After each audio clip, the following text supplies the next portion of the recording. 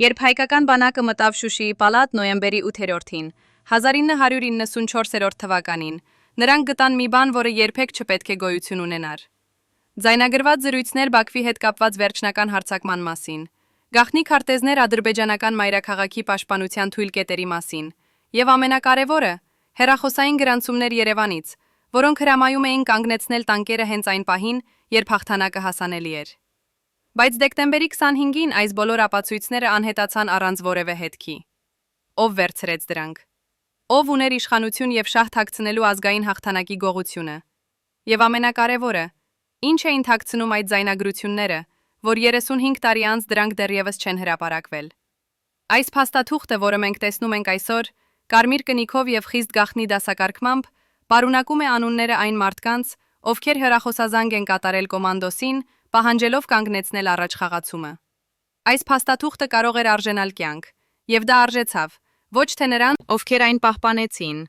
այլ նրանց, ովքեր չկարողացան վերադառնալ տուն, հենց այն պատճառով, որ ինչ-որ մեկը Երևանում որոշեց, որ քաղաքական շահերը կարևոր են զինվորների կյանքից։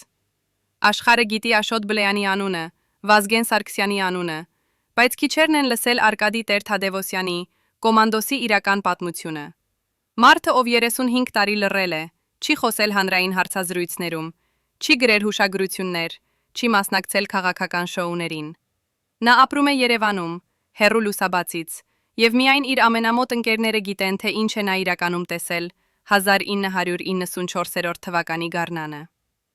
Բայց այսօր, առաջին անգամ 35 տարվա ընթացքում, նրա անձնական պահապանը, մարդը, ով եղել է նրա կողքին յուրաքանչյուր ռազմական գործողության ժամանակ, համաձայնել է խոսել տեսախցիկի առջև։ Այն, ինչ նա մեզ պատմում է վերջին շաբաթների մասին, երբ հայկական բանակը պատրաստվում էր վերջնական հարվածին, կփոխի այն ամենը, ինչ դուք կարծում եք, որ գիտեք Բիշկեկյան արձանագրության մասին։ Սա չէր պարզապես հրադադար, սա էր հրաման կանգնեցնել պատմությունը։ Եվ այդ հրամանը եկավ ոչ թե ադրբեջանական կողմից, այլ մեր սեփական մայրաքաղաքից։ Պատկերացրեք, որ դուք ռազմական հրամանատար եք, ձեր զորքերը առաջ խաղացում են, թշնամին նահանջում է խուճապի մեջ, եւ հենց այդ պահին ձեզ զանգում են Երևանից, ասելով կանգնեցրու տանկերը։ Ոչ թե դանդաղեցրու առաջ խաղացումը, ոչ թե սպասիր հետագա հրահանգներին, այլ հստակ կանգնեցրու։ Արկադի Տեր-Թադևոսյանը ստացավ այդ զանգը մայիսի 12-ին, 1994 թվականին, երբ նրա ուժերը գտնվում էին ընդամենը 25 կիլոմետր Բաքվից։ Ադրբեջանական պաշտպանությունը փլուզված էր, ճանապարհը բաց էր, եւ ռազմական տեսանկյունից հաղթանակը անխուսափելի էր։ Բայց այդ հեռախոսազանգից հետո ամեն ինչ փոխվեց։ Ով էր այդ զանգի մյուս ծայրում։ Ինչ փաստարկներ օգտագործեցին, որպեսզի համոզեն ռազմական հրամանատարին հրաժարվել հաղթանակից։ Եվ ամենակարևորը, ինչ խոստացան նրան փոխարենը, որ նա համաձայնեց լռել 35 տարի։ Կոմանդոսի անձնական պահապանը հիշում է այդ օրը մանրամասնորեն։ Նա ասում է, որ հրամանատարը դուրս եկավ հեռախոսային խցիկից սպիտակ դեմքով, ձեռքերը դողում էին, եւ առաջին անգամ իր ռազմական կարիերայում նա տեսավ կոմանդոսին անորոշության մեջ։ Նա նստեց քարտեզի առջև եւ լռեց 15 րոպե, պատմում է պահապանը։ Մենք բոլորս սպասում էինք հրամանին շարունակել առաջ խաղացումը, բայց նա միայն նայում էր քարտեզին եւ ոչինչ չէր ասում։ Հետո նա կանչեց իր ամենամոտ հրամանատարներին եւ ասաց. «Մենք կանգ ենք առնում այստեղ»։ Ոչ ոք չհարցրեց ինչու։ Մենք գիտեինք, որ երբ կոմանդոսը որոշում է ընդունում լռությամբ, դա նշանակում է, որ որոշումը եկել է վերևից, շատ վերևից։ Բայց ինչքան վերևից։ Ով Հայաստանում ուներ իշխանություն հրամայել ռազմական հրամանատարին կանգնեցնել հաղթող բանակը։ Եվ ինչու այդ մարդը կամ այդ մարդիկ ուզում էին փրկել Բաքուն։ Հայաստանի ազգային արխիվում պահվում է փաստաթուղթ, որը պաշտոնապես դասակարգված է որպես UM0544։ Այս դասակարգումը այնքան գաղտնի էր, որ գոյություն ունեին միայն 3 օրինակներ ամբողջ երկրում։ Այս թղթապանակներում պահվում էին տեղեկություններ Բիշկեկյան արձանագրության իրական պայմանների մասին, գաղտնի հանդիպումների մասին Մոսկվայում, եւ ինչ-որ բան շատ ավելի ցնցող, ֆինանսական փոխանցումների մասին, որոնք կատարվեցին հենց այն շաբաթներին, երբ կոմանդոսին հրամայեցին կանգնեցնել տանկերը։ Ինչու այս թղթապանակները ոչնչացվեցին հենց Լևոն Տեր-Պետրոսյանի հրաժարականի օրը, փետրվարի 3-ին, 1998 թվականին։ Ով հրամայեց այդ ոչնչացումը։ Եվ ինչու մինչև այսօր ոչ մի պաշտոնական հետաքննություն չի իրականացվել այս փաստաթղթերի կորստի վերաբերյալ։ Երբ խոսում ենք Արկադի Տեր-Թադևոսյանի մասին, Մենք պետք է հասկանանք, որ սա ոչ թե պարզապես ռազմական հրամանատար էր, այլ լեգենդ, որը ստեղծվեց դաշտում, ոչ թե քաղաքական գրասենյակներում։ Նրա մականունը՝ կոմանդոս, ստացավ ոչ թե պաշտոնական հրամանագրով, այլ զինվորների կողմից, ովքեր տեսան, թե ինչպես է նա առաջինը մտնում մարտական գոտի եւ վերջինը դուրս գալիս։ Բայց այս լեգենդը ուներ թույլ կողմ։ Նա չէր հասկանում քաղաքական խաղերը, չէր ուզում հասկանալ, եւ հենց այդ անմեղությունը դարձավ նրա ամենամեծ թերությունը։ Երբ Երևանից զանգահարեցին նրան մայիսի 12-ին, նա մտածեց, որ սա ռազմավարական որոշում է, որ ինչ-որ մեկը վերևում տեսնում է ավելի լայն պատկերը։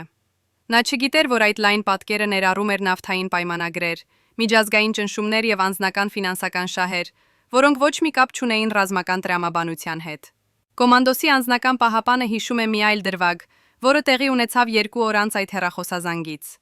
Մայիսի 14-ին, երբ հայկական դիրքերը արդեն ամրացված էին եւ զինվորները սպասում էին հրամանին շարունակել առաջխաղացումը, Երևանից ժամանեց մի խումբ քաղաքական ներկայացուցիչներ։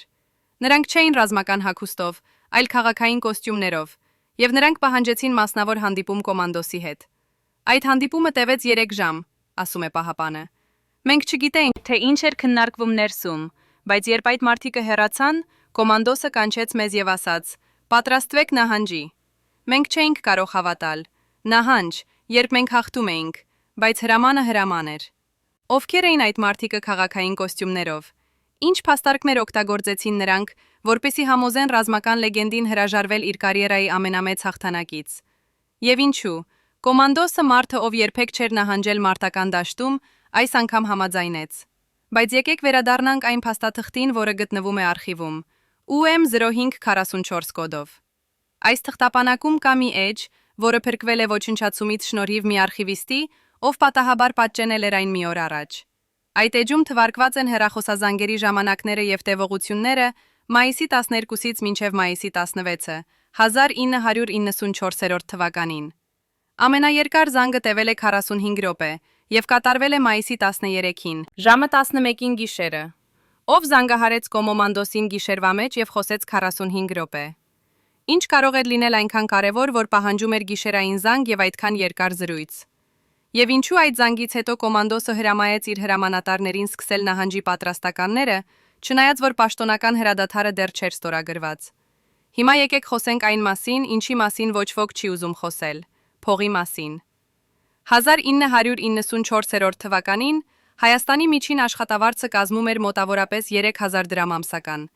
ինչը համարժեք էր մոտավորապես $6։ Բայց նույն ժամանակ, ըստ արխիվային փաստաթղթերի, որոնք հրապարակվեցին շատ ավելի ուշ, Հայաստանի որոշ պաշտոնյաներ ստանում էին խորհրդատվական վճարներ արտասահմանյան ընկերություններից, որոնք հասնում էին մինչև $50,000 ամսական։ Ով էին այդ պաշտոնյաները։ Ինչ խորհրդատվություն էին նրանք տրամադրում, որ արժեր այդքան շատ։ Եվ կար արդյոք կապ այդ վճարների եւ Բիշկեկյան արձանագրության միջև։ Երբ մենք համեմատում ենք այս թվերը, $6 ընդդեմ $50,000, մենք սկսում ենք հասկանալ, թե ինչու որոշ մարդիկ կարող էին ընտրել անձնական հարստությունը ազգային հաղթանակի փոխարեն։ Կոմանդոսի անձնական պահապանը պատմում է մեկ այլ դետալ, որը լույս է սփռում այս ֆինանսական հարցի վրա։ Մայիսի 15-ին, մեկ օր առաջ, քան պաշտոնական հրադադարի հայտարարությունը, Երևանից ժամանեց մի մարդ, ում նա նկարագրում է որպես բիզնեսմեն, ոչ թե զինվոր։ Այս մարդը ուներ դիվանագիտական անձնագիր եւ պահանջեց հանդիպում կոմանդոսի հետ, ասելով, որ ունի կարևոր նամակ Երևանից։ Նա մտավ կոմանդոսի վրանը եւ դուրս եկավ 10 րոպե անց, հիշում է պահապանը։ Կոմանդոսը դուրս եկավ նրա հետևից եւ ասաց մեզ. «Պատրաստվեք հեռանալու»։ Մենք հարցրինք երբ, եւ նա պատասխանեց. «Վաղը»։ Մենք չէինք կարող հավատալ։ Մենք պատրաստվում էինք վերջնական հարձակման, եւ հանկարծ մենք պետք է հեռանայինք։ Ով էր այդ բիզնեսմենը դիվանագիտական անձնագրով։ Ինչ էր այդ կարևոր նամակը, որը փոխեց ամեն ինչ 10 րոպեում։ Եվ ինչու այդ մարդը երբեք չհայտնվեց պաշտոնական հաշվետվություններում Բիշկեկյան արձանագրության մասին։ Այժմ մենք պետք է ներկայացնենք մեկ այլ կերպար, ով խաղաց կարևոր դեր այս պատմության մեջ, բայց ում անունը հազվադեպ է հիշատակվում պաշտոնական պատմագրության մեջ։ Նրա անունն է Վահագն Չախալյան, եւ 1994 թվականին նա էր Հայաստանի պաշտպանության նախարարության գլխորդականը միջազգային հարաբերությունների հարցերում։ Պաշտոնապես նա պատասխանատու էր տեր դիվանագիտական կոորդինացման համար, բայց ըստ աղբյուրների, որոնք մոտ էին իրադարձություններին, նրա իրական դերը շատ ավելի լայն էր։ Նա էր այն մարդը, ով պահպանում էր կապը Մոսկվայի, Վաշինգտոնի և Բրյուսելի հետ, եւ նա էր այն մարդը, ով թարգմանում էր միջազգային ճնշումները հայկական քաղաքական լեզվի։ Բայց ավելի կարևորը, նա էր այն մարդը, ով ուներ անմիջական հասանելիություն Լևոն Տեր-Պետրոսյանին եւ ով ըստ որոշ վկայությունների ներկա էր այն գիշերային հանդիպումներին, երբ որոշվեց Բիշկեկյան արձանագրության ճակատագիրը։ Վահագն Չախալյանը երբեք չի տվել հանրային հարցազրույց այս թեմայի վերաբերյալ, եւ երբ լրագրողները փորձել են հարցնել նրան, նա միշտ պատասխանել է. «Սա պետական գաղտնիք է»։ Բայց ինչ գաղտնիք կարող է լինել 35 տարի անց։ Ինչ է նա դեռևս պաշտպանում։ Եվ ում շահերն է նա դեռևս ծառայում։ Կոմանդոսի անձնական պահապանը հիշում է, որ Վահագն Չախալյանը եկավ առաջնագից 2 անգամ մայիսի ընթացքում։ Առաջին անգամը մայիսի 7-ին, երբ հայկական ուժերը նոր էին սկսում իրենց առաջխաղացումը դեպի Բաքու։ Նա եկավ ուղղաթիռով, ինչը շատ անսովոր էր, ասում է պահապանը։ Սովորաբար քաղաքական ներկայացուցիչները գալիս էին ավտոմեքենայով, բայց նա եկավ ուղղաթիռով, ինչը նշանակում էր, որ նա ուներ շատ բարձր մակարդակի թույլտվություն։ Նա հանդիպեց կոմանդոսի հետ մոտավորապես 1 ժամ, եւ երբ նա հեռացավ, կոմանդոսը շատ լուր էր մնացել մի քանի ժամ։ Ինչ քննարկեցին նրանք այդ հանդիպման ժամանակ։ Արդյոք Չախալյանը արդեն իսկ նախազգուշացրել էր կոմանդոսին, որ միջազգային ճնշումները կարող են ստիպել Հայաստանին կանգնեցնել առաջխաղացումը։ Թե նա եկել էր գնահատելու, թե որքանով է կոմանդոսը պատրաստ հնազանդվել քաղաքական հրամաններին, որոնք հակասում են ռազմական տրամաբանությանը։ Երկրորդ անգամ Վահագն Չախալյանը եկավ մայիսի 13-ին, հենց այն օրը, երբ կոմանդոսը ստացավ այն երկար գիշերային զանգը, որի մասին մենք արդեն խոսեցինք։ Այս անգամ նա եկավ ոչ թե միայնակ, այլ 2 այլ մարդկանց հետ, որոնց պահապանը նկարագրում է որպես արտասահմանցիներ, հավանաբար ռուսներ։ Նրանք չմտան կոմանդոսի վրան, այլ մնացին դրսում, բայց Չախալյանը մտավ եւ խոսեց կոմանդոսի հետ մոտավորապես 20 րոպե։ Երբ Չախալյանը դուրս եկավ, նա ասաց մեզ. «Հրամանատարը կարիքն ունի լինելու միայնակ», հիշում է պահապանը։ Մենք հեռացանք, եւ մոտավորապես 1 ժամ անց կոմանդոսը կանչեց մեզ եւ ասաց. «Մենք ստացել ենք հրաման կանգնեցնել բոլոր գործողությունները»։ Նա չբացատրեց ավելին եւ մենք չհարցրինք։ Բայց մենք տեսանք նրա աչքերում, որ սա ոչ թե ռազմական որոշում էր, այլ քաղաքական։ Ովքեր էին այդ 2 արտասահմանցիները, որոնք եկան Չախալյանի հետ։ Ինչ ազդեցություն ունեին նրանք Հայաստանի վրա, որ նրանց ներկայությունը բավական էր փոխելու ռազմական ռազմավարությունը։ Եվ ինչու այս հանդիպումը երբեք չի հիշատակվել պաշտոնական հաշվետվություններում։ Այժմ մենք պետք է խոսենք մի բանի մասին, որը շատ հայեր չեն ուզում լսել, բայց որը կարևոր է հասկանալու համար, թե ինչու Բիշկեկյան արձանագիրը ստորագրվեց այնպես, ինչպես ստորագրվեց։ 1994 թվականին Հայաստանը գտնվում էր տնտեսական կատաստրոֆի եզրին։ Էներգետիկ ճգնաժամը նշանակում էր, որ Երևանը ուներ էլեկտրականություն միայն 2 ժամ օրական։ Գազի մատակարարումը կտրված էր Ադրբեջանի եւ Վրաստանի կողմից։ Միակ ճանապարհը դեպի արտաքին աշխարհ անցնում էր Վրաստանի միջով, եւ վրացական իշխանությունները սկսել էին պահանջել ավելի ու ավելի բարձր վճարներ տրանզիտի համար։ Այս պայմաններում Հայաստանը կախված էր Ռուսաստանի օգնությունից, եւ Մոսկվան սկսել էր օգտագործել այդ կախվածությունը որպես լծակ քաղաքական ճնշման համար։ Ռուսական դիվանագետները հստակ ասացին հայկական կողմին. «Եթե դուք շարունակեք առաջխաղացումը դեպի Բաքու, մենք չենք կարող երաշխավորել էներգետիկ մատակարարումների շարունակականությունը»։ Սա չէր բաց սպառնալիք, այլ դիվանագիտական լեզվով ասված նախազգուշացում, բայց հայկական իշխանությունները հասկացան հաղորդագրությունը։ Բայց էներգետիկ ճգնաժամը միայն մեկ գործոն էր։ Կար նաև միջազգային ճնշում, որը գալիս էր ոչ միայն Ռուսաստանից, այլ նաև Արևմուտքից։ 1994 թվականին Միացյալ Նահանգները եւ Եվրոպական միությունը սկսել էին ակտիվորեն ներգրավվել Կովկասի հարցում, եւ նրանց համար կարևոր էր կայունություն, ոչ թե հայկական հաղթանակ։ Ամերիկյան դիվանագետները հստակ ասացին հայկական կողմին. «Եթե դուք գրավեք Բաքուն, դուք կդառնաք ագրեսոր, եւ մենք չենք կարող աջակցել ագրեսորին»։ Սա էր դիվանագիտական իրականությունը, որը կոմանդոսը չէր հասկանում, բայց որը Լևոն Տեր-Պետրոսյանը հասկանում էր շատ լավ։ Նախագահը գիտեր, որ եթե Հայաստանը շարունակի առաջխաղացումը եւ գրավի Բաքուն, երկիրը կմնա միջազգային մեկուսացման մեջ, առանց էներգիայի, առանց տնտեսական օգնության եւ հավանաբար առանց ռուսական ռազմական աջակցության։ Սա էր այն ընտրությունը, որի առջև կանգնած էր հայկական իշխանությունը, ռազմական հաղթանակ, որը կարող էր հանգեցնել երկրի փլուզման, կամ դիվանագիտական համաձայնություն, որը կպահպանի երկիրը, բայց կթողնի Ղարաբաղի հարցը չլուծված։ Կոմանդոսի անձնական պահապանը հիշում է մի զրույց, որը տեղի ունեցավ մայիսի 16-ին, մեկ օր անց Բիշկեկյան արձանագրության ստորագրումից։ Կոմանդոսը հավաքեց իր ամենամոտ հրամանատարներին եւ ասաց նրանց. «Մենք կանգ ենք առել ոչ թե այն պատճառով, որ մենք չէինք կարող շարունակել, այլ այն պատճառով, որ մեզ ասացին. Եթե մենք շարունակենք, մեր երկիրը կմեռնի սովից եւ սառնամանիքից այս ձմեռը»։ Պահապանը ասում է, որ սա էր առաջին եւ վերջին անգամը, երբ կոմանդոսը բացատրեց իր որոշումը։ Նա երբեք չխոսեց այդ մասին հանրայնորեն, երբեք չմեղադրեց քաղաքական իշխանություններին, երբեք չգրեց հուշագրություններ, ասում է պահապանը։ Նա պարզապես լռեց եւ շարունակեց ծառայել իր երկրին այնպես, ինչպես նա միշտ արել էր։ Բայց մենք, ովքեր եղել ենք նրա կողքին, մենք գիտենք, որ այդ լռությունը ոչ թե համաձայնություն էր, այլ զոհողություն։ Բայց արդյոք այդ զոհողությունը արդարացված էր։ Արդյոք էներգետիկ ճգնաժամը եւ միջազգային ճնշումը բավարար պատճառներ էին հրաժարվելու ռազմական հաղթանակից։ Թե կային այլ, ավելի անձնական, ավելի ֆինանսական պատճառներ, որոնք ազդեցին այդ որոշման վրա։ Այժմ մենք պետք է վերադառնանք այն հարցին, որը տանջում է յուրաքանչյուր հայի, ով հիշում է 1994 թվականը։ Ինչ կլիներ, եթե կոմանդոսին թույլ տային շարունակել։ Ռազմական վերլուծաբանները, ովքեր ուսումնասիրել են այդ ժամանակաշրջանը, համաձայն են, որ հայկական ուժերը ունեին ռազմական առավելություն եւ կարող էին հասնել Բաքվի արվարձաններին մոտավորապես 2 շաբաթվա ընթացքում։ Ադրբեջանական բանակը գտնվում էր քաոսի մեջ, բարոյականությունը ցածր էր եւ պաշտպանական գծերը փլուզված էին։ Բայց հարցը ոչ թե այն է, թե արդյոք հայկական բանակը կարող էր գրավել Բաքուն, այլ այն, թե ինչ կլիներ դրանից հետո։ Արդյոք հայկական ուժերը կարող էին պահել Բաքուն միջազգային ճնշման դեմ։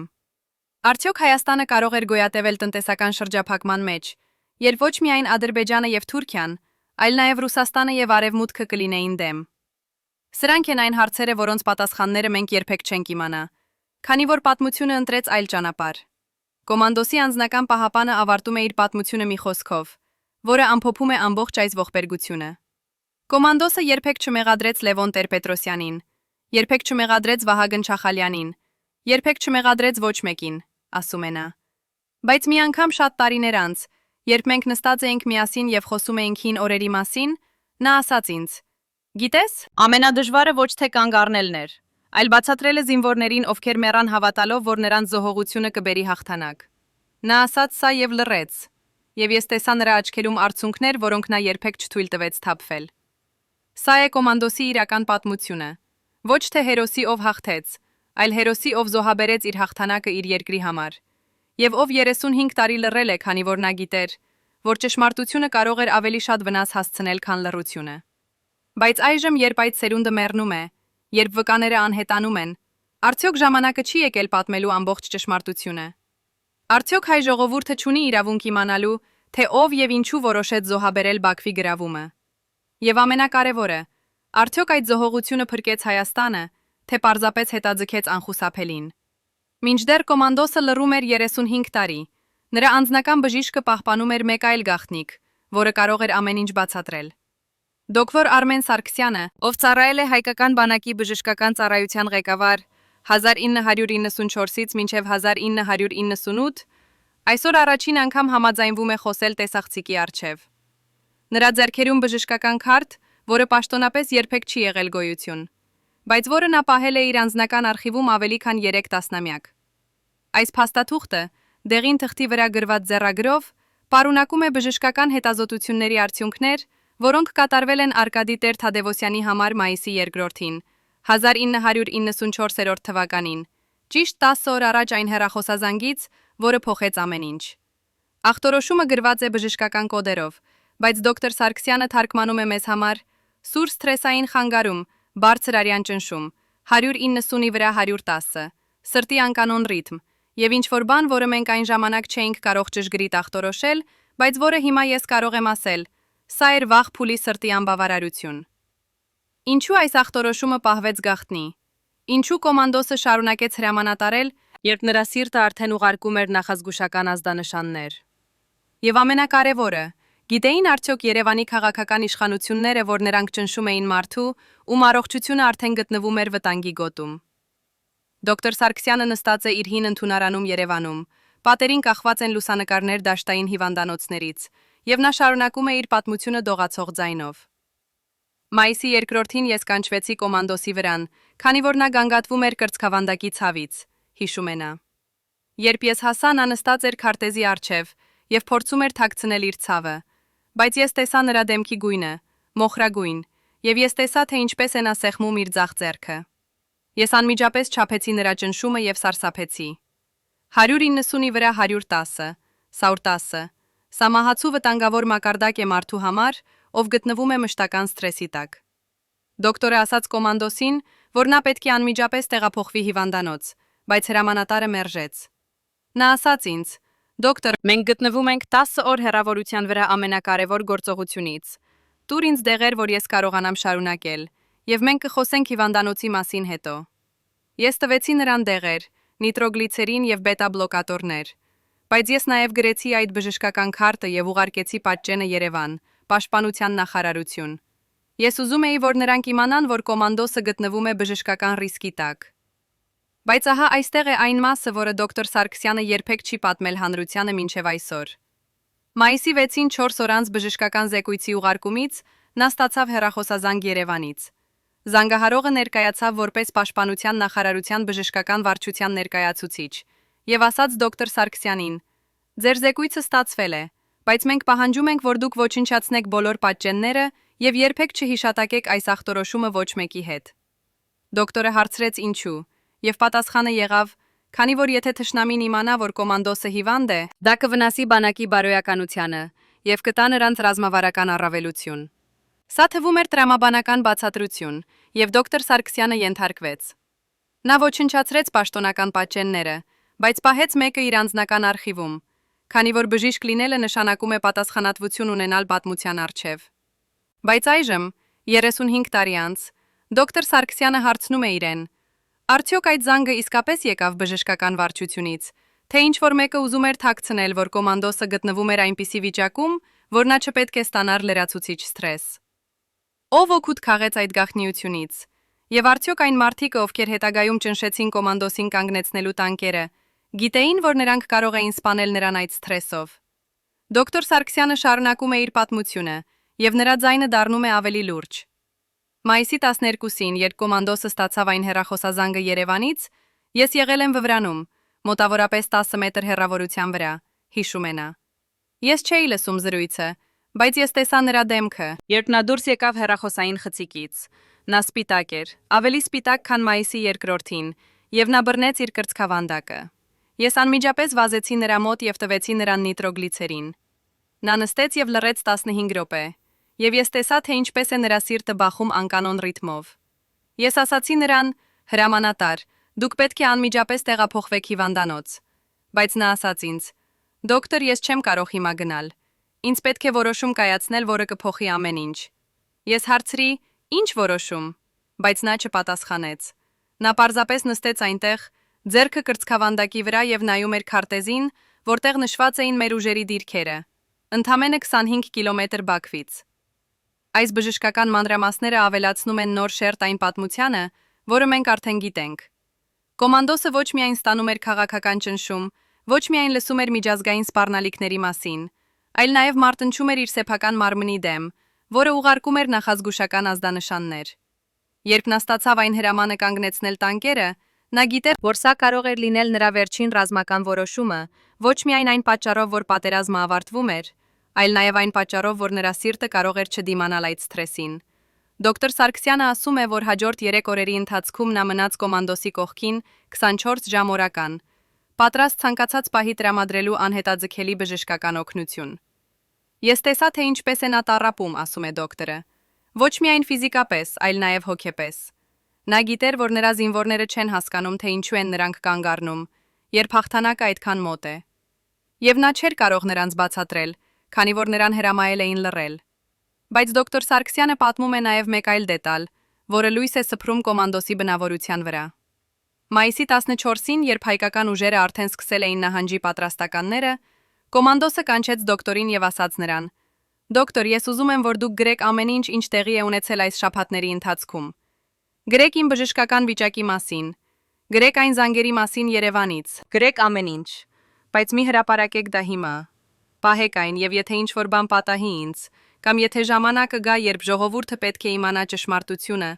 ապա դուք կունենաք ապացույցները»։ Դոկտոր Սարգսյանը կատարեց այդ հրամանը։ Նա գրեց ամեն ինչ իր անձնական օրագրում, եւ այդ օրագիրը, որը մենք տեսնում ենք այսօր, պարունակում է ոչ միայն բժշկական մանրամասներ, այլ նաև կոմանդոսի անձնական մտքերը, որոնք նա կիսվեց դոկտորի հետ այն գիշերներին, երբ ցավը չէր թողնում նրան քնել։ Արդյոք կոմանդոսը գիտեր, որ նա ստեղծում է պատմական ապացույց։ Արդյոք նա կանխատեսում էր, որ մի օր այս փաստաթղթերը կդառնան միակ ճանապարհը հասկանալու, թե ինչ իսկապես տեղի ունեցավ 1994 թվականի մայիսին։ Հիմա մենք պետք է խոսենք մի բանի մասին, որը կապում է բժշկական գաղտնիքները քաղաքական որոշումների հետ։ Եթե Երևանի իշխանությունները իսկապես ստացել էին դոկտոր Սարգսյանի զեկույցը կոմանդոսի առողջական վիճակի մասին, ապա նրանք գիտեին, որ լրացուցիչ սթրեսը կարող էր սպանել նրան։ Բայց նրանք այնուամենայնիվ զանգահարեցին նրան մայիսի 12-ին եւ պահանջեցին կանգնեցնել առաջխաղացումը։ Սա նշանակում է, որ նրանց համար քաղաքական նպատակները ավելի կարևոր էին, քան մի մարդու կյանքը, նույնիսկ եթե այդ մարդը էր ազգային հերոսը։ Կամ ավելի մութ տարբերակ, գուցե նրանք ուզում էին, որ կոմանդոսը մեռներ այդ սթրեսից, որպեսզի նա չկարողանար երբևէ պատմել ճշմարտությունը։ Դոկտոր Սարգսյանը ասում է, որ նա երբեք չի հավատացել այդ ամենամութ տարբերակին, բայց նա նաև ասում է, երբ մարդիկ խաղում են իշխանության խաղեր, նրանք կարող են անել բաներ, որոնք սովորական մարդիկ չեն կարող պատկերացնել։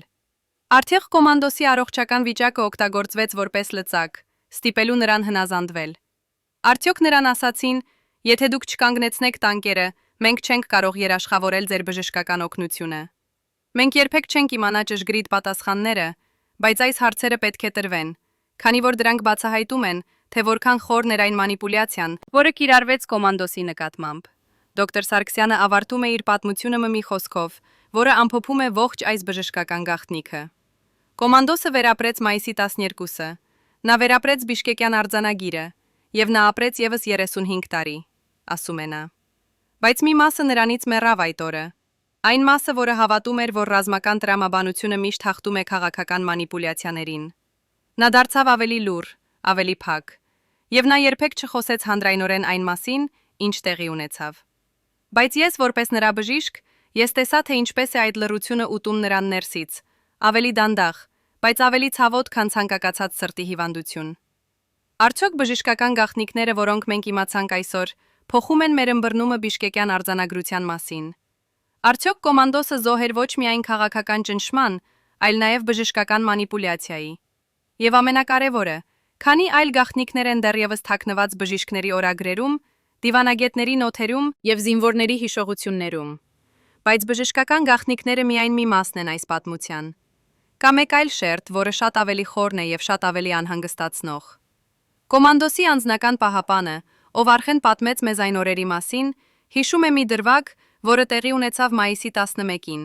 մեկ օր առաջ այն ճակատագրական հեռախոսազանգից։ Այդ երեկո, երբ արևը մայր էր լեռների հետևում եւ զինվորները պատրաստվում էին գիշերային հերթապահության, կոմանդոսի վրան եկավ մի կին։ Ոչ ռազմական,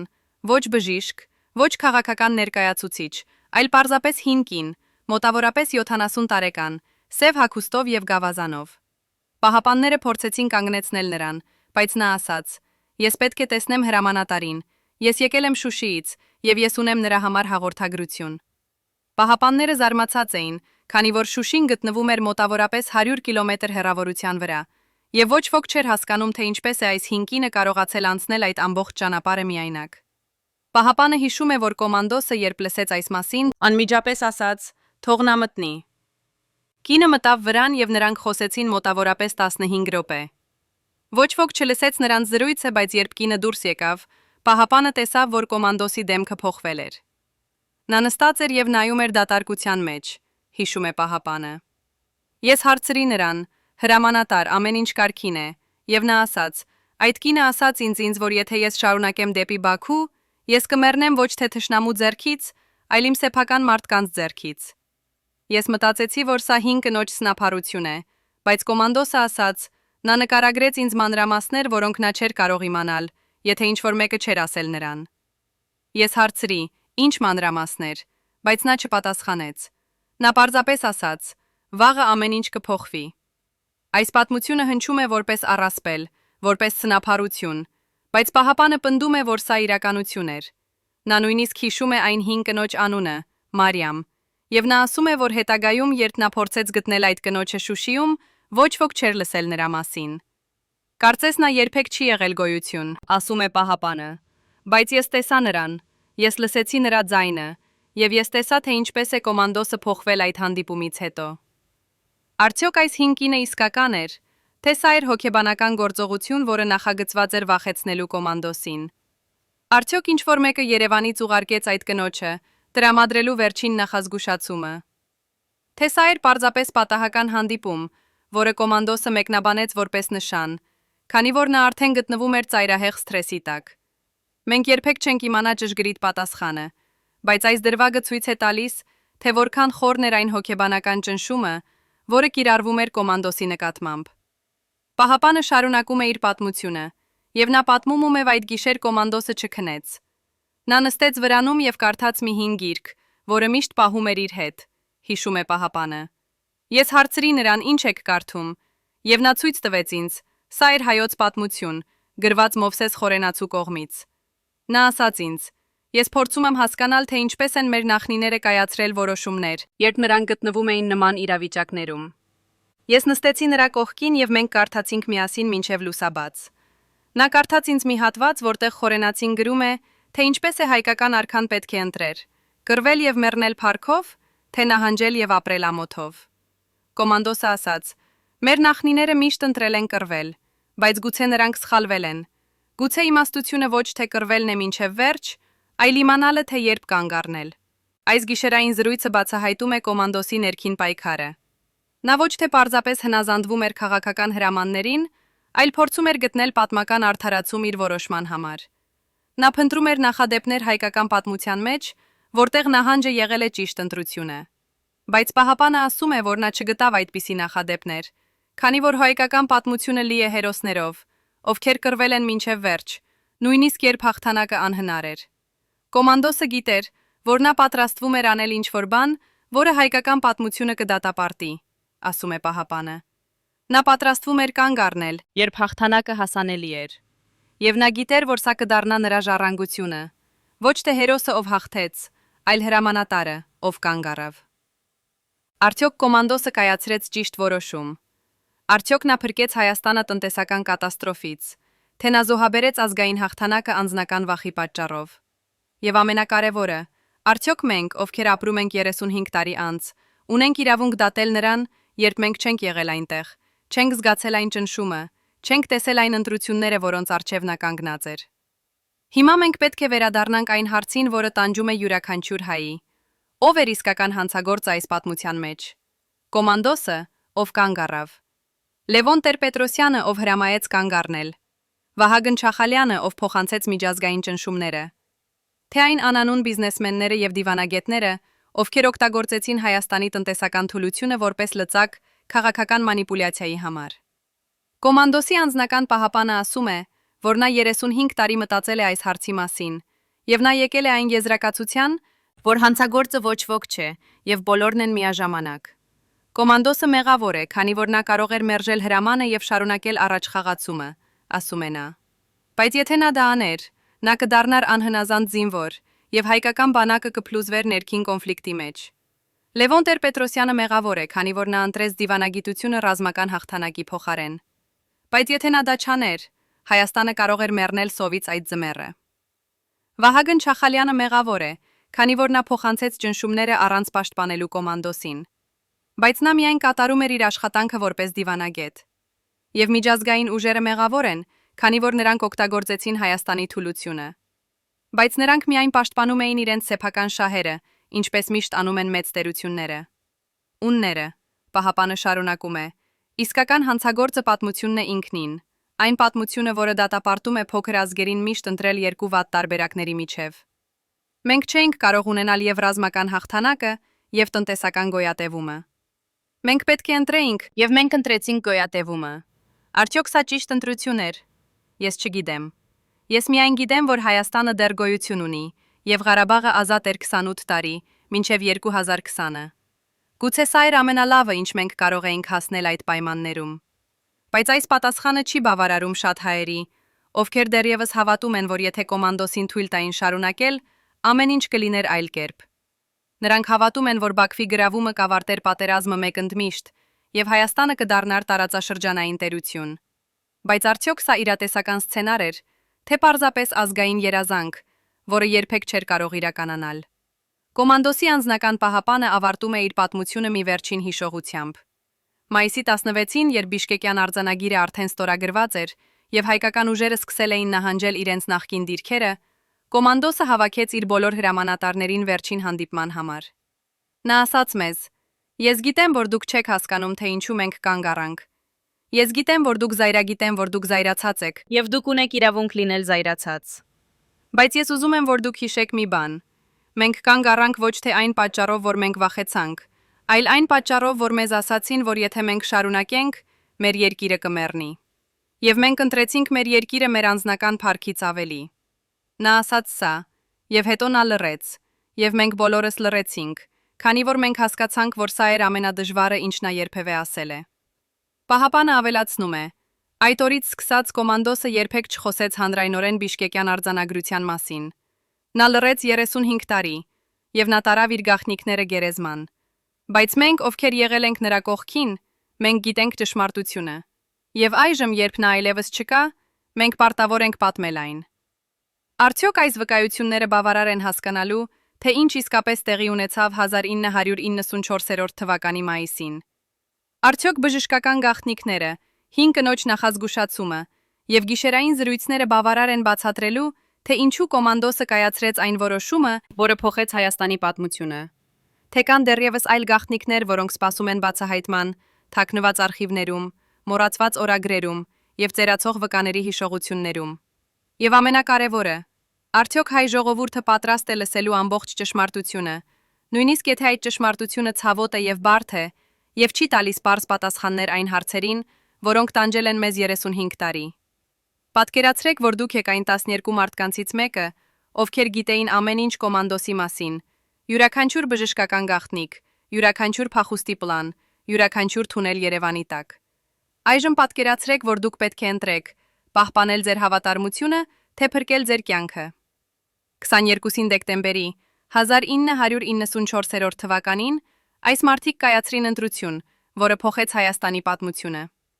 Բայց ինչ էր այն ներքին շրջանակը, որը գիտեր ամեն ինչ կոմանդոսի մասին, եւ ինչու նրանցից մեկը որոշեց խոսել հենց այն պահին, երբ ամեն ինչ կախված էր լռությունից։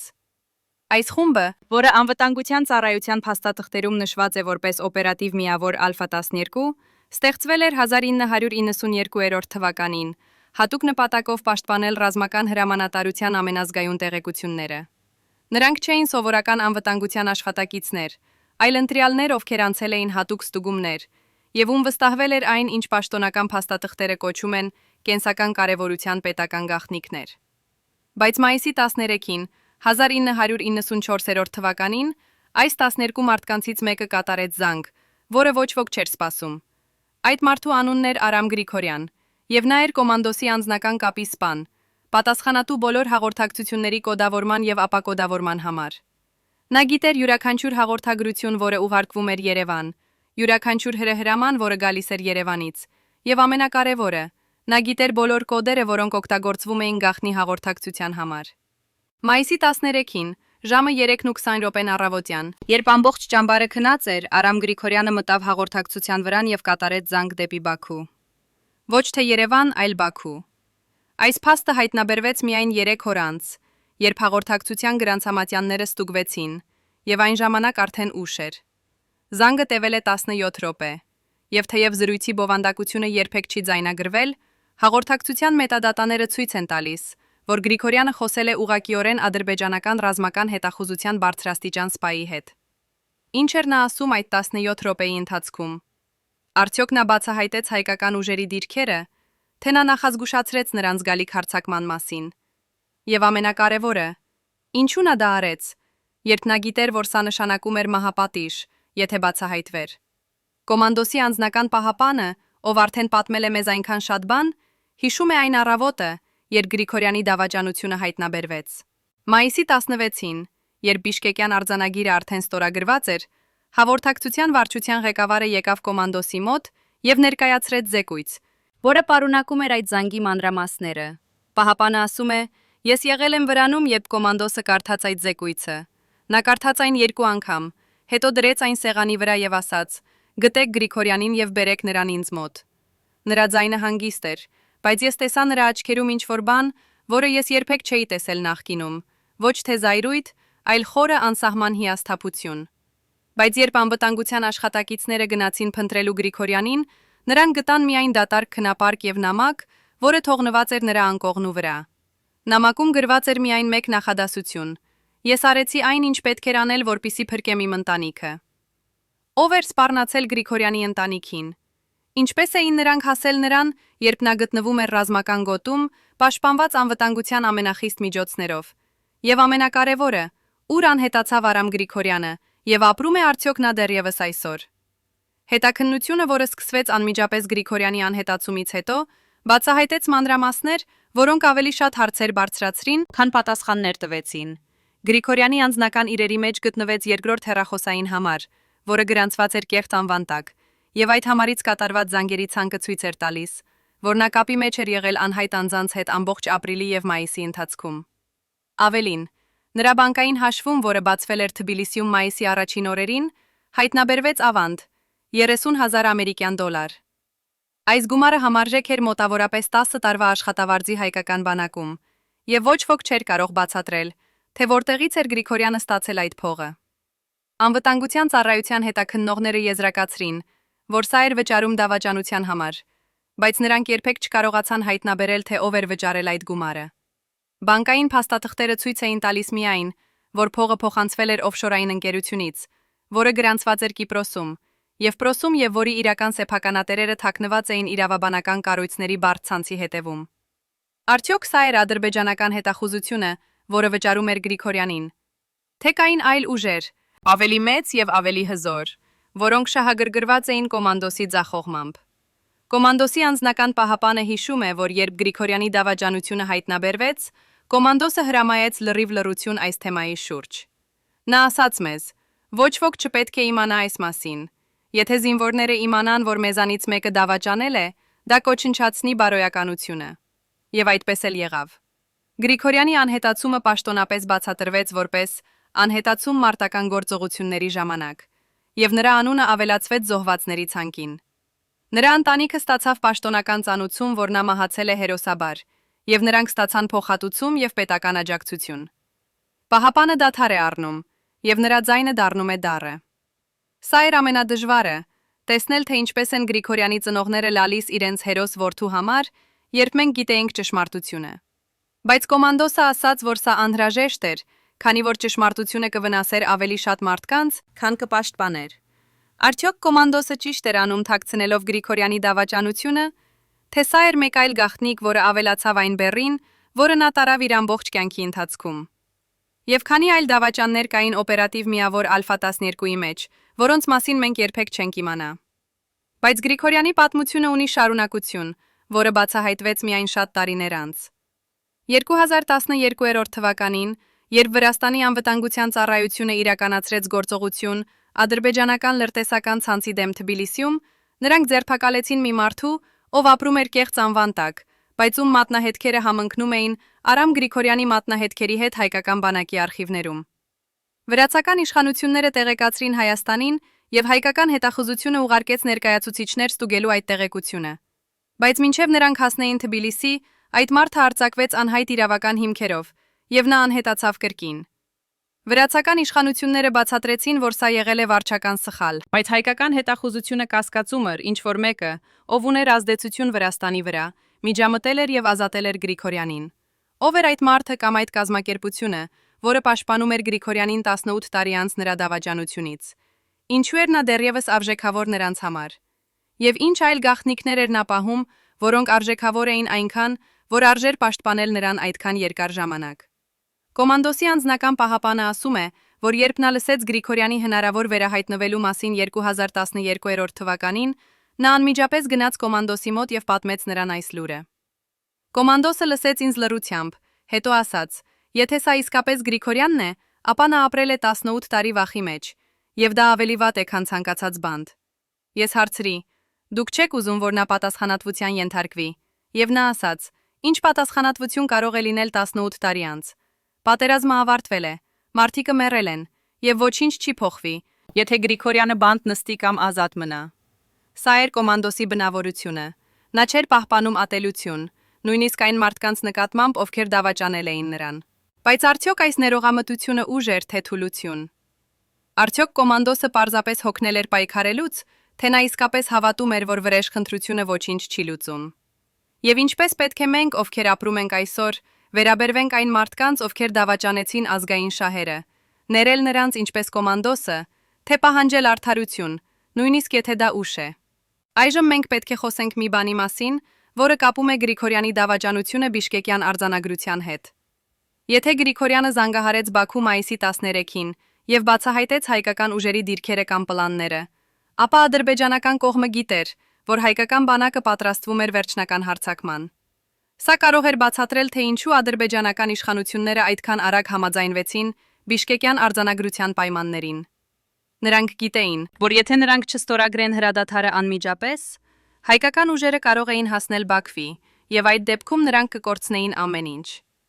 Բայց միաժամանակ նրանք նաև գիտեին, շնորհիվ Գրիգորյանի, որ հայկական կողմի վրա կիրառվում էր ճնշում Երևանից, եւ որ կոմանդոսը գտնվում էր բժշկական եւ հոգեբանական սթրեսի տակ։ Սա տվեց նրանց վստահություն, որ հրադադարը կպահպանվի, եւ որ նրանք կարող են օգտագործել այդ ժամանակը վերազինվելու եւ վերակազմակերպվելու։ Այսպիսով Գրիգորյանի դավաճանությունը ոչ միայն վտանգեցրեց հայկական ուժերի անվտանգությունը, այլ նաև ազդեց ամբողջ դիվանագիտական գործընթացի վրա։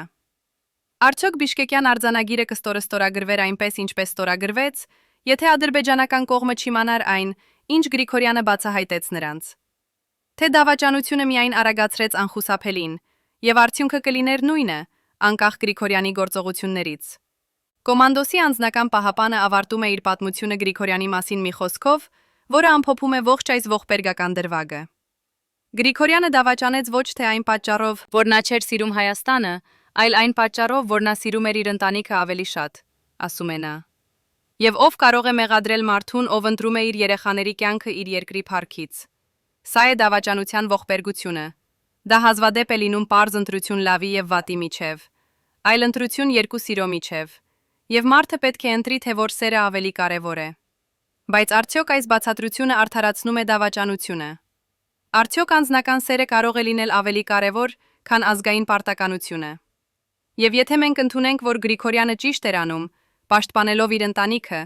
ապա ինչպես մենք պետք է վերաբերվենք բոլոր այն զինվորներին, ովքեր զոհաբերեցին իրենց ընտանիքները իրենց երկրի հենց երկրի համար։ Սրանք են այն հարցերը, որոնք չունեն պարզ պատասխաններ, բայց որոնք մենք պետք է տանք, եթե ուզում ենք հասկանալ Բիշկեկյան արձանագրության իրական պատմությունը։ Մինչդեռ Գրիգորյանի դավաճանությունը մնում էր գաղտնիք։ Հայաստանի ազգային արխիվում տեղի էր ունենում մեկ այլ դրամա, որը կարող էր ամեն ինչ բացատրել։ Հունիսի 2-ին, 1994 թվականին, երկու շաբաթ անց Բիշկեկյան արձանագրության ստորագրումից, արխիվի տնօրեն Սուրեն Մանուկյանը ստացավ հեռախոսազանգ պաշտպանության նախարարությունից։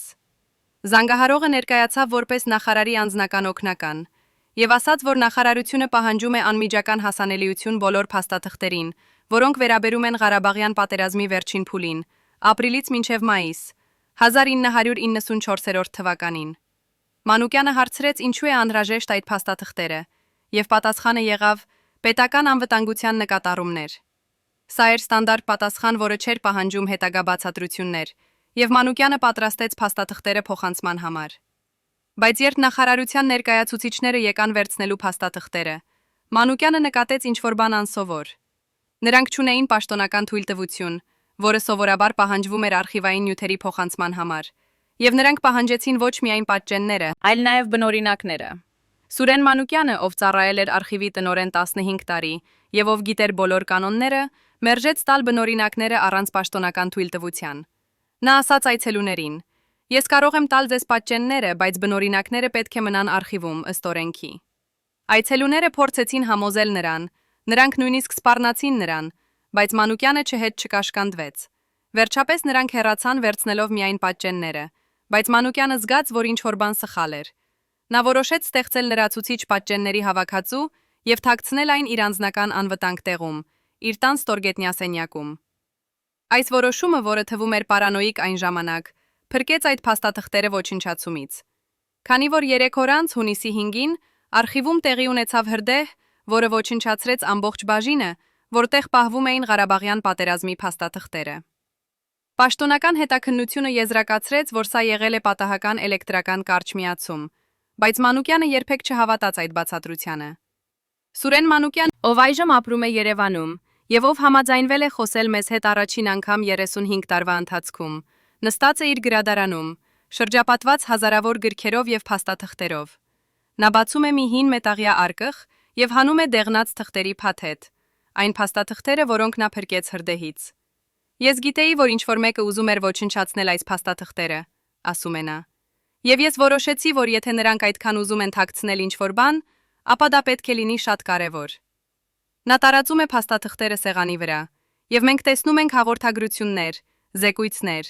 եւ ամենակարևորը ֆինանսական փոխանցումների գրանցումներ, որոնք կատարվել են մայիսի ընթացքում 1994 թվականին։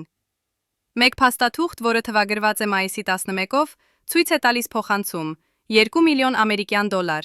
որը ուղարկվել է Հայաստանի կենտրոնական բանկից անհայտ օֆշորային հաշվին Շվեյցարիայում։ Փաստաթղթում նշված է միայն դիվանագիտական ծախսեր, բայց ոչ մի այլ մանրամասներ։ Մանուկյանը ասում է 2 միլիոն դոլար դիվանագիտական ծախսերի համար։ Ինչ դիվանագիտություն արժե 2 միլիոն դոլար մեկ շաբաթում։ Եվ ինչու այդ փողը ուղարկվեց Շվեյցարիա ոչ թե Ռուսաստան կամ Ամերիկա, որտեղ էին մեր հիմնական դիվանագիտական գործընկերները։ Բայց սա միակ անսովոր ֆինանսական փոխանցումը չէր։ Մանուկյանը ցույց է տալիս մեկ այլ փաստաթուղթ, որը թվագրված է մայիսի 14-ով, մեկ օր անց այն հանդիպումից, երբ կոմանդոսին այցելեցին քաղաքական ներկայացուցիչները քաղաքային կոստյումներով։ Այս փաստաթուղթը ցույց է տալիս փոխանցում 500,000 դոլար, որը ուղարկվել է անհայտ անձնական հաշվին Կիպրոսում։ Փաստաթղթում նշված է խորհրդատվական վճար, բայց կրկին ոչ մի մանրամասներ, թե ով էր խորհրդականը կամ ինչ խորհրդատվություն էր տրամադրվել։ Մանուկյանը ասում է. Երբ ես տեսա այս թվերը, ես հասկացա, որ Բիշկեկյան արձանագիրը ոչ միայն դիվանագիտական համաձայնություն էր, այլ նաև ֆինանսական գործարք։ Ինչ որ մեկը վճարում էր շատ փող, եւ ինչ որ մեկը ստանում էր այդ փողը, եւ այդ փողը կապված էր կոմանդոսի որոշման հետ կանգնեցնել տանկերը։ Բայց ով էր վճարում այդ փողը։ Արդյոք սա էր ադրբեջանական կողմը, որը կաշառում էր հայկական պաշտոնյաներին։ Թե սա էր միջազգային ուժեր, որոնք ուզում էին կանգնեցնել պատերազմը եւ պահպանել տարածաշրջանային կայունությունը։ Եվ ամենակարևորը, ով էր ստանում այդ փողը, եւ ապրում են արդյոք նրանք դեռևս այսօր այդ կաշառքի շնորհիվ։ Սուրեն Մանուկյանը շարունակում է ցույց տալ փաստաթղթերը, եւ յուրաքանչյուր նոր էջ բացահայտում է ավելի խորը շերտ այս ֆինանսական գաղտնիքի։ Կա փաստաթուղթ, որը ցույց է տալիս, որ մայիսի 16-ին, հենց այն օրը, երբ Բիշկեկյան արձանագիրը ստորագրվեց, կատարվեց երրորդ փոխանցում 1 միլիոն դոլար, որը ուղարկվել է անհայտ հաշվին Լյուքսեմբուրգում։ Այս անգամ փաստաթղթում նշված է վերջնական վճար, ինչը ենթադրում է, որ սա էր վերջին մասը մի ավելի մեծ գործարքի, որը սկսվել էր ավելի վաղ։ Եթե մենք գումարենք այս 3 փոխանցումները, 2 միլիոն գումարած 500,000 գումարած 1 միլիոն, մենք ստանում ենք 3 միլիոն 500,000 դոլար։ Այս գումարը 1994 թվականին համարժեք էր Հայաստանի ամբողջ տարեկան պաշտպանության բյուջեի մոտավորապես 10%-ին։ Մանուկյանը ասում է. Երբ այդքան շատ փող շարժվում է այդքան կարճ ժամանակում, դա ոչ թե պատահականություն է, այլ պլան։ Ինչ որ մեկը պլանավորել էր այս ամենը շատ ավելի վաղ, եւ Բիշկեկյան արձանագիրը միայն վերջնական քայլն էր այդ պլանի մեջ։ Բայց ով էր այդ ինչ որ մեկը։ Արդյոք սա էր Լևոն Տեր-Պետրոսյանը, ով որոշեց զոհաբերել ռազմական հաղթանակը ֆինանսական շահույթի համար։ Թե սա էր ավելի բարձր մակարդակի խաղ, որտեղ Տեր-Պետրոսյանը ինքը միայն խաղացող էր, ոչ թե խաղի կազմակերպիչը։ Մանուկյանը ավարտում է իր ներկայացումը մի փաստաթղթով, որը նա անվանում է ամենակարևորը։ Սա է նամակ, որը թվագրված է մայիսի 11-ով, եւ որը ուղարկված է Հայաստանի կենտրոնական բանկի նախագահից դեպի պաշտպանության նախարար։ Նամակում գրված է. Ըստ ձեր հրահանգի, մենք պատրաստել ենք անհրաժեշտ գումարները եւ սպասում ենք վերջնական հաստատմանը փոխանցման համար։ Խնդրում ենք հաստատել, որ բոլոր իրավական ձևակերպումները կատարված են, որպեսզի այս գործարքը չթողնի հետքեր պաշտոնական հանհաշվետվություններում։ Այս նամակը ապացուցում է, որ ֆինանսական փոխանցումները ոչ միայն տեղի ունեցան, այլ նաև դրանք պլանավորված էին այնպես, որ թաքցվեն պաշտոնական հաշվետվություններից։ Մանուկյանը ասում է. Երբ ես կարդացի այս նամակը, ես հասկացա, որ մենք խոսում ենք ոչ թե պարզ կոռուպցիայի մասին, այլ համակարգված գործողության մասին, որը ներառում էր ամենաբարձր մակարդակի պաշտոնյաներին։ Սա չէր մեկ մարդու որոշում, այլ խմբի որոշում, եւ այդ խումբը ուներ բավարար իշխանություն, որպեսզի թաքցնի իր գործողությունները 35 տարի։ Բայց ով էր այդ խումբը։ Քանի մարդ էին ներգրավված այս գործարքում։ Եվ ամենակարևորը, որտեղ է այդ 3.500.000 դոլարը այսօր, եւ ով է օգտվում դրանից։ Սուրեն Մանուկյանը ավարտում է իր պատմությունը մի խոսքով, որը ամփոփում է ողջ այս արխարխիվային գաղտնիքը։ Ես պահեցի այս փաստաթղթերը 35 տարի, քանի որ ես գիտեի, որ մի օր ժամանակը կգա, երբ ժողովուրդը պատրաստ կլինի լսելու ճշմարտությունը, ասում է նա։ Բայց ես նաև վախենում էի, քանի որ ես գիտեի, որ այս ճշմարտությունը կարող է վնասել շատ հզոր մարդկանց, ովքեր դեռևս ապրում են եւ ովքեր դեռևս ունեն ազդեցություն։ Բայց հիմա ես ծեր եմ, ես չունեմ ավելի կորցնելու ինչ-որ բան, եւ ես հավատում եմ, որ պատմությունը պետք է իմանա ճշմարտությունը, անկախ նրանից, թե որքան ցավոտ է այն։ Արդյոք այս փաստաթղթերը բավարար են ապացուցելու, որ Բիշկեկյան արձանագիրը ֆինանսական գործարք էր, ոչ թե դիվանագիտական անհրաժեշտություն։ Թե կան այլ բացատրություններ այս փոխանցումների համար, որոնք մենք չենք տեսնում։ Եվ ամենակարևորը, պատրաստ է արդյոք հայ ժողովուրդը ընդունելու, որ իր ազգային հերոսները, իր քաղաքական առաջնորդները կարող էին ներգրավված լինել ֆինանսական կոռուպցիայի մեջ այնպիսի պահին, երբ երկիրը գտնվում էր պատերազմի մեջ։ Բայց արխիվային փաստաթղթերը միայն մի մասն են այս պատմության։ Կա մեկ այլ շերտ, որը կապում է ֆինանսական գաղտնիքները կոմանդոսի անձնական որոշումների հետ։ Կոմանդոսի անձնական պահապանը, ով արդեն պատմել է մեզ այնքան շատ բան, հիշում է մի զրույց, որը տեղի ունեցավ մայիսի 15-ին, երբ կոմանդոսը արդեն ստացել էր հրամանը կանգնեցնել տանկերը, բայց դեռ չէր հայտարարել այդ մասին իր հրամանատարներին։ Այդ երեկո, երբ նրանք նստած էին վրանում եւ խոսում էին հին օրերի մասին, կոմանդոսը հանկարծ ասաց. «Գիտես, ամենադժվարը ոչ թե կանգ առնելն է, այլ իմանալը, որ դու կանգ ես առնում ոչ թե ռազմական պատճառներով, այլ քաղաքական, եւ ոչ թե քաղաքական, այլ ֆինանսական»։ Պահապանը հարցրեց. «Ինչ նկատի ունեք ֆինանսական»։ Եվ կոմանդոսը պատասխանեց. «Ես չեմ կարող ասել ավելին, բայց ես գիտեմ, որ ինչ-որ մեկը շատ փող է վաստակում այս հրադադարից, եւ այդ մարդը ոչ թե ադրբեջանցի է, այլ հայ»։ Սա էր առաջին եւ վերջին անգամը, երբ կոմանդոսը հիշատակեց ֆինանսական մոտիվները։ Եվ պահապանը ասում է, որ նա երբեք չմոռացավ այդ խոսքերը։ Այս վկայությունը կապում է բոլոր կտորները միասին։ Գրիգորյանի դավաճանությունը, արխիվային փաստաթղթերը, ֆինանսական փոխանցումները եւ կոմանդոսի անձնական խոսքերը։ Բոլորը ցույց են տալիս, որ Բիշկեկյան արձանագիրը ոչ միայն դիվանագիտական անհրաժեշտություն էր, այլ նաեւ ֆինանսական գործարք, որտեղ որոշ մարդիկ օգտագործեցին ազգային ճգնաժամը անձնական հարստացման համար։ Բայց ով էին այդ մարդիկը։ Արդյոք նրանք դեռևս ապրում են Հայաստանում օգտվելով այն փողից, որը նրանք վաստակեցին զինվորների արյան գնով։ Թե նրանք արտագաղթել են, թաքցնելով իրենց ինքնությունը օֆշորային հաշիվների եւ իրավաբանական կառույցների հետևում։ Եվ ամենակարևորը, կա արդյոք դեռևս հնարավորություն բերել նրանց արդարության առջև, թե 35 տարի անց արդարությունը դարձել է անհնար։ Սրանք են այն հարցերը, որոնք մենք պետք է տանք, եթե ուզում ենք հասկանալ Բիշկեկյան արձանագրության իրական պատմությունը, եւ եթե ուզում ենք, որ այս ողբերգությունը երբեք չկրկնվի։ 35 տարի կոմանդոսը լռել է, բայց նրա անձնական բժիշկը պահպանում էր մեկ այլ գաղտնիք։ Առաջին հարցազրույցը, որը նա տվեց օտարերկրյա լրագրողին, 1994 թվականի հունիսին։ Դոկտոր Արմեն Սարգսյանը հիշում է, որ հունիսի 20-ին, մեկ ամիս անց Բիշկեկյան արձանագրության ստորագրումից, Երևան եկավ ամերիկյան լրագրող Ջոն Սմիթ, ով աշխատում էր Washington Post-ի համար։ Նա ուզում էր հարցազրույց վերցնել կոմանդոսից, բայց հրամանատարը մերժեց բոլոր հարցումները։ Այնուհետև Սմիթը դիմեց դոկտոր Սարգսյանին եւ ասաց. «Ես չեմ ուզում քաղաքական պատմություններ, ես ուզում եմ բժշկական ճշմարտությունը»։ Ինչպիսին էր կոմանդոսի առողջական վիճակը այն օրերին, երբ նա կայացրեց այդ որոշումը։ Դոկտորը սկզբում հրաժարվեց, բայց Սմիթը ցույց տվեց նրան մի փաստաթուղթ, որը փոխեց ամեն ինչ։ Սա էր բժշկական զեկույց ադրբեջանական բանակի հրամանատարի մասին, ով նույնպես տառապում էր սրտի հիվանդությունից եւ ով մահացել էր հենց այն շաբաթներին, երբ Բիշկեկյան արձանագիրը ստորագրվում էր։ Սմիթը ասաց. «Երկու հրամանատարներ, երկու հիվանդ սրտեր, մեկ պատերազմ։ Սա ոչ թե պատահականություն է, այլ օրինաչափություն։ Պատերազմները սպանում են ոչ միայն զինվորներին, այլ նաև նրանց հրամանատարներին»։ Դոկտոր Սարգսյանը, տեսնելով այդ զուգահեռը, համաձայնվեց տալ հարցազրույց, բայց միայն անանուն։ Նա պատմեց Սմիթին կոմանդոսի բժշկական վիճակի մասին, այն սթրեսի մասին, որը նա կրում էր, եւ այն ճնշման մասին, որը գալիս էր Երևանից։ Բայց նա չհիշատակեց կոնկրետ անուններ, չբացահայտեց գաղտնի փաստաթղթերը եւ չասաց ոչինչ, որը կարող էր վնասել Հայաստանի անվտանգությանը։ Սմիթը գրեց հոդված, որը հրապարակվեց Washington Post-ում հուլիսի 15-ին, 1994 թվականին,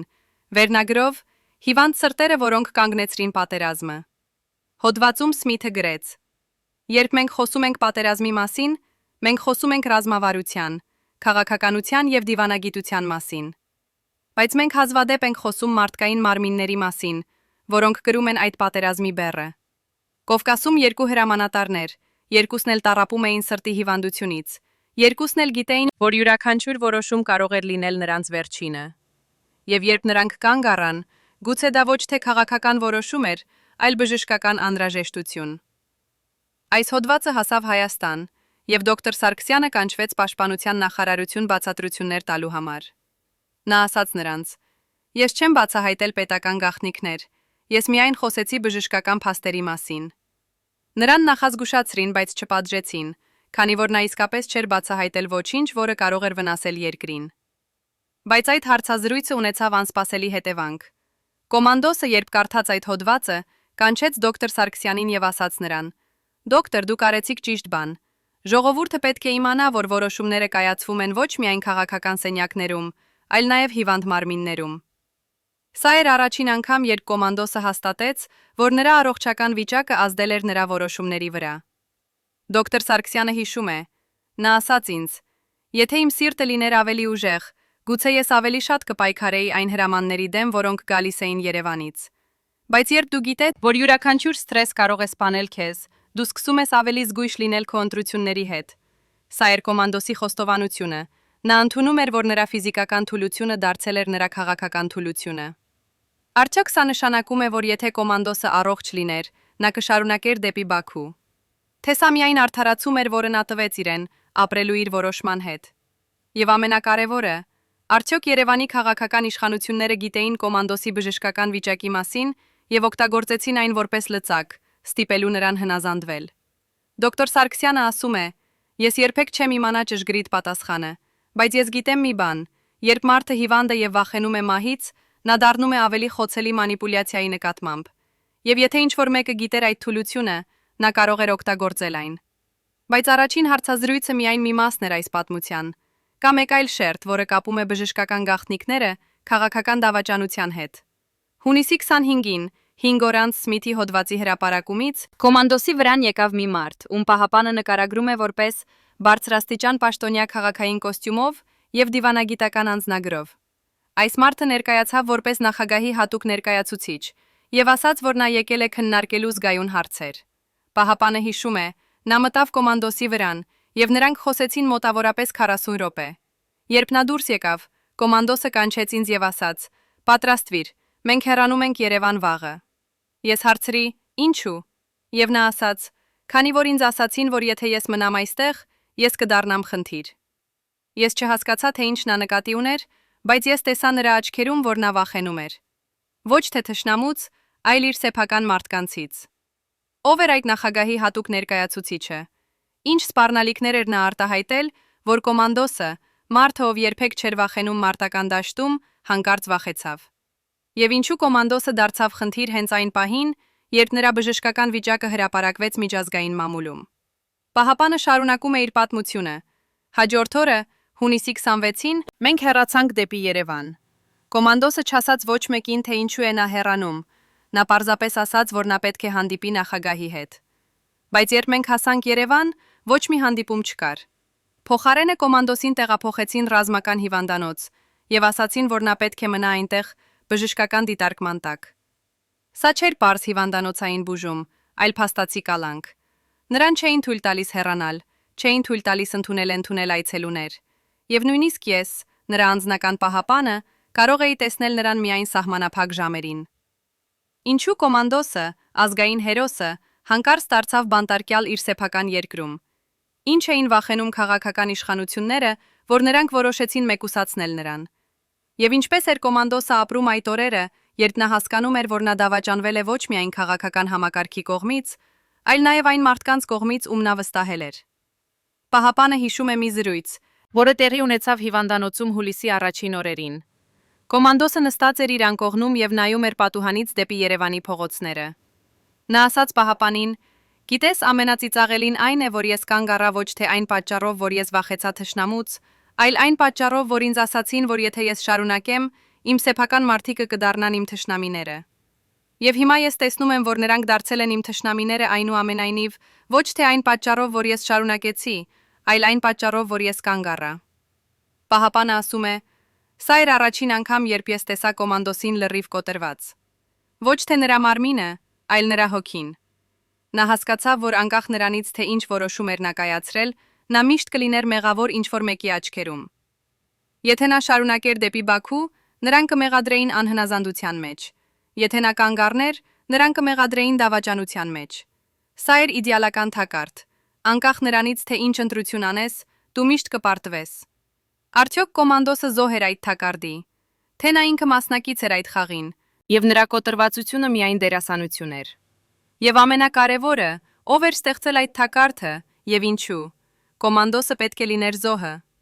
Հուլիսի 15-ին, 2 շաբաթ անց, Կոմանդոսի հիվանդանոցային կալանքից նա արձակվեց, բայց ոչ թե ազատության, այլ նոր կյանքի, որտեղ նա պետք է լռեր։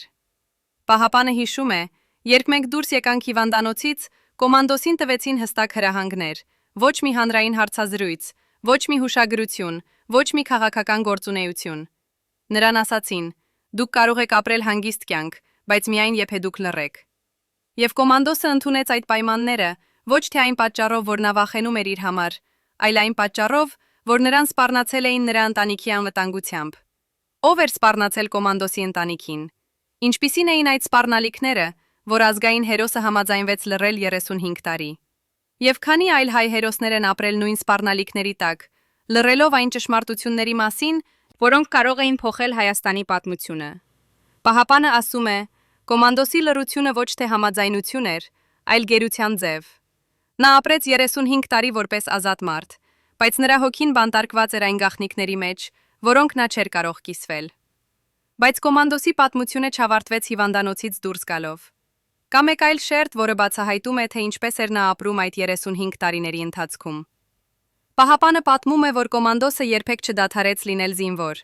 նույնիսկ երբ նա այլևս չէր ծառայում բանակում։ Նա շարունակեց հետևել Ղարաբաղի իրադարձություններին, նա շարունակեց պահպանել կապը իր հին զինակիցների հետ, եւ նա շարունակեց հավաքել տեղեկություններ այն մասին, թե ինչ իսկապես տեղի ունեցավ 1994 թվականի մայիսին։ Պահապանը ասում է. «Կոմանդոսը ստեղծեց իր սեփական անձնական արխիվը, փաստաթղթեր, լուսանկարներ, ձայնագրություններ եւ նամակներ, որոնք նա հավաքեց տարիների ընթացքում։ Նա ասաց ինձ. «Մի օր այս արխիվը կպատմի ճշմարտությունը, երբ ես այլևս չեմ լինի այստեղ, պաշտպանելու կամ մեղադրելու»։ Նա գիտեր, որ նրա լռությունը ժամանակավոր էր, եւ որ ճշմարտությունը միշտ գտնում է իր ճանապարհը դեպի լույս։ Որտեղ է այդ անձնական արխիվը այսօր։ Ով է պահպանում այն։ Եվ պատրաստ է արդյոք հայ ժողովուրդը տեսնելու այն փաստաթղթերը, որոնք Կոմանդոսը հավաքեց 35 տարի, ապացուցելու իր անմեղությունը կամ բացահայտելու այլոց մեղքը։ Պահապանը շարունակում է. «Կոմանդոսի վերջին տարիներին նա դարձավ ավելի մտածկոտ, ավելի փիլիսոփայական։ Նա հաճախ խոսում էր պատմության մասին, թե ինչպես է պատմությունը գրվում հաղթողների կողմից, եւ թե ինչպես են պարտվողները մոռացվում։ Նա ասաց ինձ. «Ես չեմ հաղթող, եւ ես չեմ պարտվող։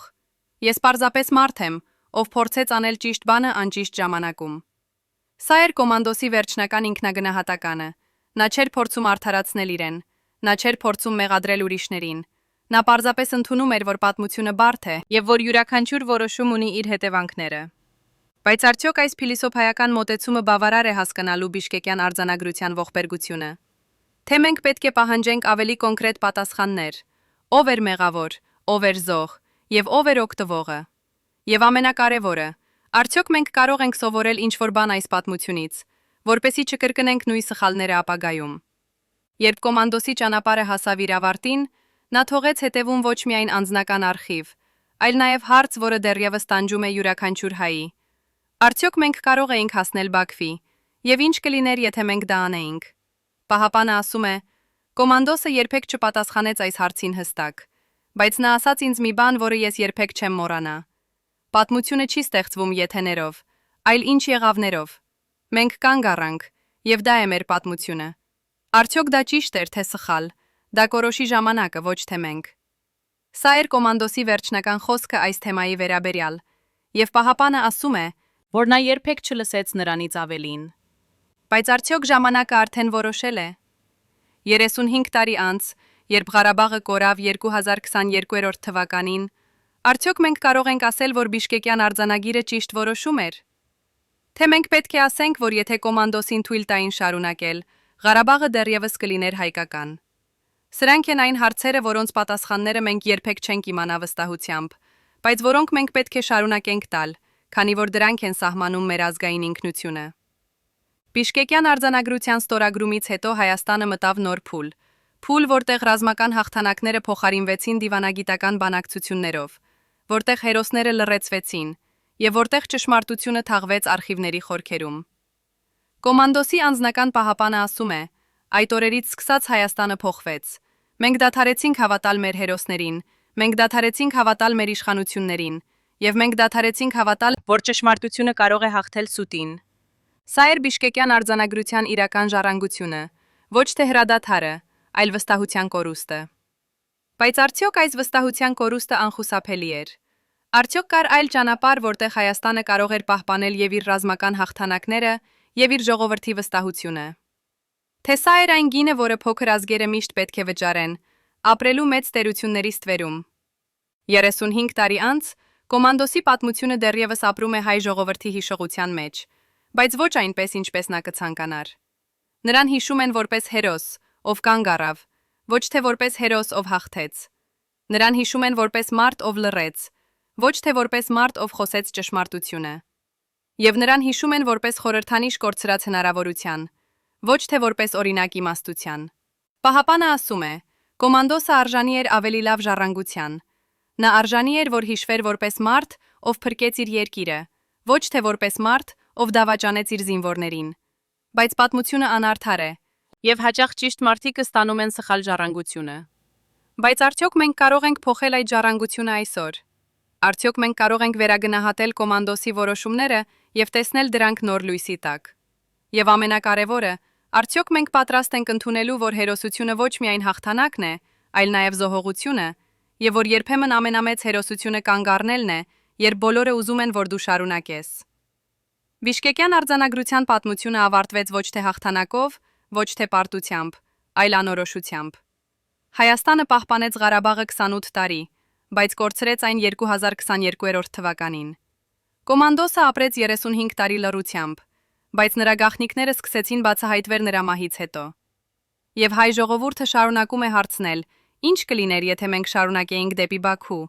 բայց ոչ ոք չունի վստահ պատասխան։ Պահապանը ասում է. գուցե սա է ամենակարևոր դասը, որը մենք կարող ենք սովորել այս պատմությունից։ Պատմությունը չի տալիս վստահ պատասխաններ, միայն դժվար հարցեր։ Եվ մեր պարտականությունը ոչ թե գտնել կատարյալ պատասխանները, այլ շարունակել տալ ճիշտ հարցերը։ Արդյոք մենք տալիս ենք ճիշտ հարցերը այսօր։ Արդյոք մենք սովորում ենք մեր սխալներից, թե մենք կրկնում ենք դրանք։ Եվ ամենակարևորը, արդյոք մենք պատրաստ ենք լսելու ճշմարտությունը, նույնիսկ եթե այդ ճշմարտությունը ցավոտ է եւ բարդ է։ Հարգելի հեռուստադիտողներ, եթե դուք հետևել եք այս ողբերգական պատմությանը մինչև վերջ, գրեք մեկնաբանություններում, թե որ քաղաքից եք։ Մեզ համար կարևոր է իմանալ, թե որտեղ է կոմանդոսը դեռևս հիշվում։ Եվ բաժանորդագրվեք ալիքին չբաց թողնելու ճշմարտությունը պատմության կուրքերի մասին։